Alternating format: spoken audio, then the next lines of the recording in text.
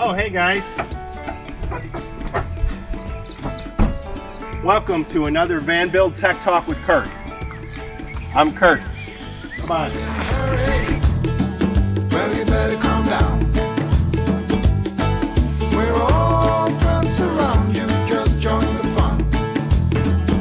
'Cause if you're in a hurry, you're missing the point. Should enjoy the fruits of life instead of chasing coins. Because it's a beautiful day. Hey guys, welcome to another episode of Tech Talk with Curt. I'm Curt, and today we're going to be talking about the recirculating shower. And for those of you who have seen our other van tour videos and Tech Talk videos, probably know that we've had a recirculating shower in our self-converted van for about 10 months now, and so we've had some good experience on it. Now we'll tell you out the gate, when we first got in the van, we did have to make some tweaks and adjustments to make it work really well, and we think we have that dialed in. So the prognosis right now is we really love this thing. Snow, what do you think about it? Hey guys, I'm Snow, and I'm going to pop in here for just a minute and interrupt Curt's technical talk on the shower to give you a little bit of non-technical feedback.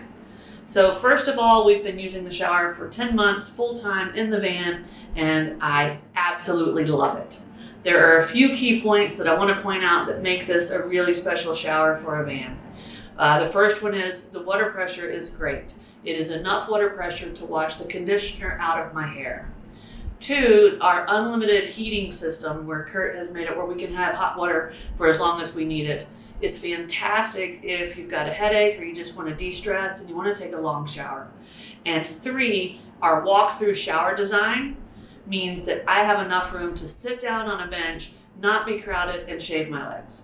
Now guys, that may not be important to you, but if there's going to be a wife, a fiance, or a girlfriend in this van, those are 3 things they're going to be worried about most of the time. Not all of us, but most of us. So just wanted to give you that little bit of feedback on our shower. So yeah, we love it. And so I'll kind of go through each of the categories and tell you what's working and what's not working. So in terms of the interior, the hardware, the shower that we chose, the handles, all that stuff is holding up nicely. We still have good pressure in the seams around the bench and around the floor. There's no cracking or no leaking. So the wet room itself is holding up very nicely. The doors are still solid. They're nice because when you close them, they're almost self-cleaning, and the water runs down inside into the shower. And so we were a bit concerned about those because in some ways the material feels a little bit flimsy. But they have performed super well, and we're happy with that so far. And then on the floor, we also got a new floor rug, and which makes it a lot nicer. And the floor rug is necessary to keep the dust off. And also we have a single tile on the floor, which makes it nice for squeegeeing. It's a super smooth surface, but if it gets wet, it can be slippery as well. And so we have a nice new throw rug that's cut for that. But moving on, I really want to get into the core of the system. You know, we've had several comments, and thank you for those. We always love your questions or comments. Do me a favor right now. Go ahead and hit the like button. And also, if you have a question or comment about the recirculating shower, any of other of our tech talks, go ahead and leave that in there in the comment section right now, and we'll try to get back to that. But the one thing that I want to talk to you about is filtration. And so I'll kind of walk you through our filtration system. So if you remember, I put up the graphic right here, but if you remember, in our filtration system, it really starts inside the van with the shower system. And so in our linear drain, we have sort of a mesh, almost like a spongy Brillo pad. I think they use it for fish. It's a fish aquarium filter, and this filter goes in the linear drain, and as the water goes through the hair and all that stuff, it acts as the first filter to keep stuff out of the tank. I got to tell you, that is key for anybody who's building a recirculating shower. You may not use a linear drain. It's nice because you can take the top off and put this filter material in there, and it catches all the hair. some of the larger particles and soaps. Now below that we have another screen filter, and you can find these just for a normal sink drain or what have you, and it goes down in the sink drain, and it's a pretty coarse mesh, so big stuff will get through there. Usually most of our little sponge-like material, filter material, catches all the hair and big stuff, but that's kind of a safe stack, and what that does is keeps all that stuff, that nasty stuff, from getting down in our tank, and it does a really good job. It does need to be changed with or clean and change with our normal maintenance. If you guys haven't seen the maintenance video, you'll want to catch that, and I do have some tweaks to that as well. I may do the maintenance, a second version of the maintenance version, now that I've made some tweaks and improvement to the system. But moving on, so once the water goes down into through the drain down into the tank, it's then picked up and pumped out, and that's really where the under chassis, the recirculating shower filtration starts. And so first, coming right out of the tank, if you guys remember, there's a little pre-filter, a little screen pre-filter. Now the mesh in this is a little bit finer than the mesh in the linear drain, but the main purpose of this is really to keep anything from coming through the tank into the pump and wearing the pump out or clogging the pump or anything like that. And so that works really good. And what I will tell you is I'm not really getting much debris in there, so that tells me what's happening inside is doing a pretty good job of getting all the hair and the bigger particles as well. So most of the stuff goes through that screen and then goes into my pump, where it's pumped through my filtration system. And so the first filter it's going to hit after that is my spin down filter. Now you guys may remember when we were traveling through northern Arizona, the Grand Canyon area. I actually think it might have been Utah, Bryce Canyon, but our spin down filter broke, and what happened is we got some cold climates. We think it kind of got some freezing water, made the plastic on the spin down filter brittle, and then it broke. And so I replaced that, and I got to show you this new spin down filter I have. It is really good. I love it for all sorts of things. It has these little ridges flaps, so as you spin this white thing around, it actually kind of scrapes the outside of the filter. And then with this little tap on the bottom, I can just open that up, and when I open that up, the water comes out and rinses that out. Now this is, I think, a 50 or 40 micron filter. I'll show you here, but it does a lot of the heavy lifting on the shower, guys. And so this is really nice because I can easily clean that, easily open that valve whenever I'm changing the water and flushing. This is a workhorse in the system, and I love this filter. And so you'll definitely want to check that out. It's more durable than the other one, and yeah, just a big fan of this filter. The next set of filters are my big blue cartridges. Now, if you look at my original filter configuration, I've changed that a bit, and there's various reasons. But here's the latest update. I have a 20 micron carbon filter first. Previously, I think I had a 5 micron carbon filter at the end. Now, I really like this 20 micron filter here because it lets a lot of the bigger or the smaller stuff through to hit to my 5 micron filters, but it also does what a carbon filter needs to do. So the 20 micron in front has helped. Having the 5 micron be the carbon filter, even though it was at the back of the system, I did experience a lot of clogging issues with that. And the particular carbon filters I've been using are not easy to clean, and they're expensive, and so I opted to go for the 20 micron up front. It's made a big difference. I don't have the clogging issues. I still get the filtering issues and the benefits of the carbon. And then it goes into 2 5 micron filters.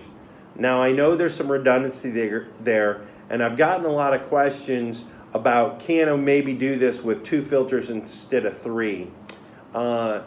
Basically, what I'm seeing now is the first 5 micron filter is catching 95% of the stuff. So that second 5 micron filter is not really getting much stuff in it. And so you may be able to toy around and do that. Now, I would like to have a 10 micron and then a 5 micron, but it's been difficult for me as we're traveling to find the 10 micron. And so I have sort of got 2 5 microns in sequence. Now, these are the Fibre Filters, and so you can see they kind of have the baffles in it. And I love these filters. I went all carbon at one point in time, and actually I think if you go to another video, I told you I was toying with that, and I really did not like the all carbon configuration. It just clogged up. And so these Fibre Filters flow better, and they're much easier to clean. I can take them out when I do my maintenance, when I do my monthly cleaning maintenance, and I can hose these things off and clean them up, and I can easily get 3 or 4 uses out of these. And so the filters that we're using now are really working well, performing well. So I recommend that. Again, maybe if you want to tweak and try, and you can get a 10 micron filter to put between the 20 and the 5, I think that would make sense. And it's something I want to do. I just have to be able to find them and get them. So that's it. And then there's really nothing new to report on the UV light. I did check that. It's still functioning properly, and the light's on and all that. So I did do a test on that. So that's held up for going nearly on a year. And if you guys know, we've gone on some bumpy roads and off-roading and four-wheel driving and all that type of stuff. So I'm pleased to report that the filtration system's holding up good. Now, we're getting a lot of questions. We're getting a lot of questions about water quality and pressure. So on the water quality and pressure, guys, the water quality is pretty good. Now, what we will notice is the longer we let the filters go without back flushing them and rinsing them, that the pressure does diminish. And so I can't stress enough how much the maintenance on the system is important. And just to remind you guys, if you haven't seen our shower maintenance video, you'll definitely want to go see that, because I cannot see how a recycling shower is going to work without proper maintenance. And so you'll want to go watch that video. I'm actually going to shoot a video, an update video on the maintenance, because some things have changed, and I'll mention them right here for you just to give you a heads up. But one of the things is a weekly flush. And I say weekly flush, but we have a 30-gallon freshwater tank. And so whenever we need to top off that tank, which is probably for us about every 4 or 5 days when we're traveling in the van. So about every 4 or 5 days, when we do that, we go ahead, drain the shower tank, back flush it, rinse it. We put a little bit of bleach in there. And bleach is a really good disinfectant, or I don't know, whatever bleach does, it does good. We don't put a ton in there. And then we recirculate that water through. So we flush it, we recirculate the bleach water, then we drain that out, all that out, and then we put fresh water back in there, and we're good to go for a whole nother week. Now that maintenance routine has been holding up. We feel really good about that. We've been getting really high quality of water and really good showers, and so that's the maintenance that I'm recommending.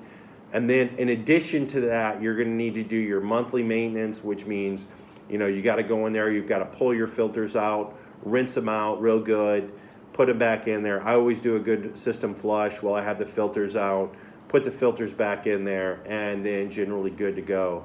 And I feel like we're getting about 4 months out of the filters before they need to be 4 to 6 months before they need to be replaced. Now, what I will tell you is the carbon filters do not seem to last as long as these Fibre Filters. So the Fibre Filters that I'm using, I'm getting more like 6 months out of.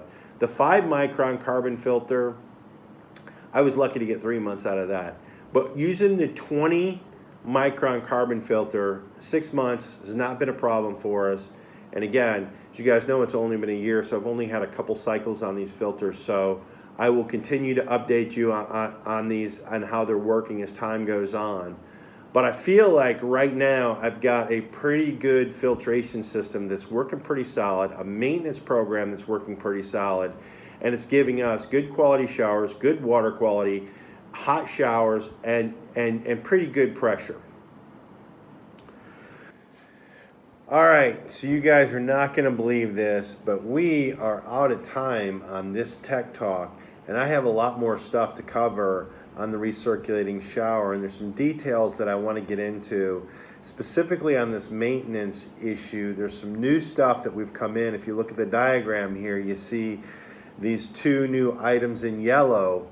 I want to cover those more in detail on the next episode, and also I want to go into heating. So there's been a lot of questions in terms of how we heat, how the hydronic heater works. So I want to talk about how that's working with the shower. And then I also want to talk about the winterizing. We've done some really cool things, and some people have asked us about having water and plumbing under chassis, and we think we have a great solution for those issues so that we can travel in the colder temperatures and not have to worry about the freezing. And so all that stuff I'm going to talk to you on part 2 of the recirculating shower update. And we also have several other videos coming. We have a question and answer coming, and a lot more based on all the comments that we've been getting. So we do appreciate those comments, guys. Please don't forget to turn your notifications on. And if you get a chance, share this video on social media. We appreciate you guys watching, and we'll see you on the next one.